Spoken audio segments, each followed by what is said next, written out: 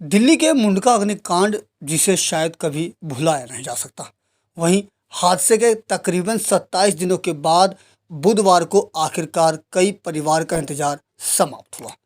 इतने लंबे समय के बाद परिवार को इस हादसे में जान गंवा चुके मृतकों का शव सौंपा गया। इन मृतकों की पहचान मधु, मुस्कान और नरेंद्र के रूप में हुई, जिन्हें डीएनए रिपोर्ट आने के बाद परिजनों को उनके शव सौंप दिए गए। वहीं परिजनों ने यह आरोप लगाया कि प्रशासन द्वारा किसी भी प्रकार की कोई मदद नहीं की जा रही है। संजय गांधी अस्पताल के शवगृह में मौजूद मुस्कान के बड़े भाई इस्माइल खान ने मुंडका हादसे की सीबीआई जांच की मांग की है। इस्माइल का कहना है कि 25 से 26 दिन धक्के खाने के बाद उन्हें अपनी बहन का शव मिल पाया है। आपको बता दें कि करीब 7 माह पहले पिता को खोने के बाद छोटी बहन की मौत का सामना परिवार को करना पड़ रहा है। इस्माइल ने कहा कि 25 दिन तक वे लोग मुंडका थाना, एसडीएम ऑफिस और विधायक ऑफिस के चक्कर लगाकर थक चुके थे। इतना ही नहीं, उन्होंने सरकार पर भी सवाल निशान खड़े करते हुए कहा कि अभी तक 10 लाख रुपए की सहायता मिलने वाली राशि भी नहीं मिली है। वह कहते हैं कि सरकार कम से कम परिवार के एक सदस्य को नौकरी दिलवाए ताकि परिवार के बचे लोगों का पालन पोषण किया जा सके। इसके लिए उन्होंने मुख्यमंत्री से मिलने का भी अनुरोध किया है। वहीं संजय गांधी अस्पताल के medical superintendent doctor S K. Arora ने इस बाबत जानकारी देते हुए बताया कि अभी 10 परिवारों के डीएनए की रिपोर्ट आई है, जिनमें 7 वो लोग हैं जिनमें से 8 लोगों के शव पहले ही परिजनों को सौंप दिए गए थे, जबकि 3 अभी के शव हैं जिनकी नई शिनाख्त हुई है।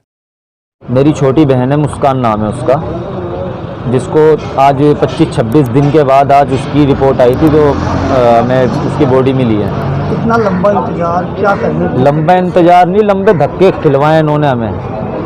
एसडीएम के यहाँ गए हैं, थाने में आए दिन जाते रहते थे, आज मिल जाएगी, कल मिल जाएगी, आज मिल जाएगी, ऐसा कर करके 26 दिन घिसड़ दिया।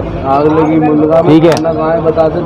और दूसरी बात, हमारी जो बात है हमने एसडीएम के आगे रखी थी, जिस दिन हमें एसडीएम साहब मिले थे, मैडम है वो मिली थी वो में, तो हमने उनसे बोला हमें सीबीआई जांच चाहिए इस केस की, ठीक है, और 10 लाख के मुआवजे से कुछ भी नहीं होगा, नौकरियां लगवा दो, हर घर के एक सदस्य की नौकरी लगवा दो, किसी भी चीज़ में लगवा दो, ज़िंदगी तो गुजर जाएगी। 10 लाख कितने दिन चलते हैं जी, बताओ आप। जिस तरीके देखो, जब ये हादसा हुआ था तो उसके अगले दिन ही हमने 8 बॉडीज़ तो आइडेंटिफाई हो गई थी रिलेटिव्स द्वारा, उनको पोस्टमार्टम करके हमने हैंडओवर कर दिया था, और साथ ही डीएनए सैंपल्स की प्रोसेस चालू हो गई थी।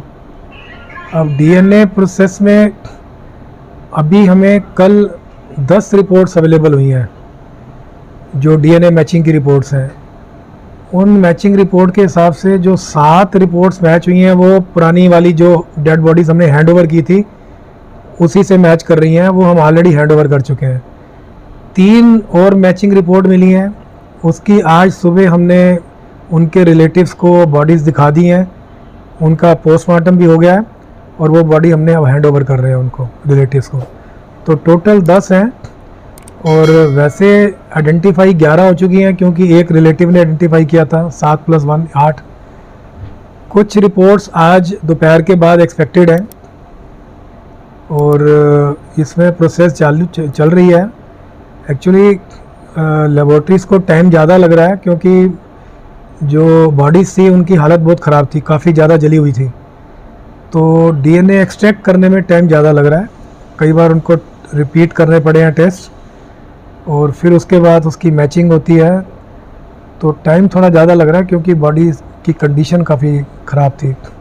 गौरतलब है कि विगत 13 मई को मुंडका इलाके में एक सीसीटीवी के गोदाम में आग लग गई थी।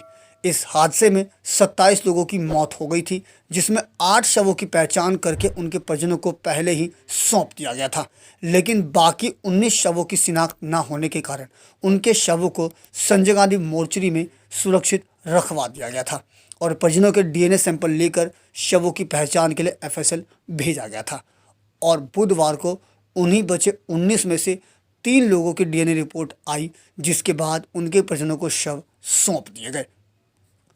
दिल्ली से अपने सहयोगी दीपक ठाकुर के साथ अजीत कुमार की रिपोर्ट, हम वतन टीवी।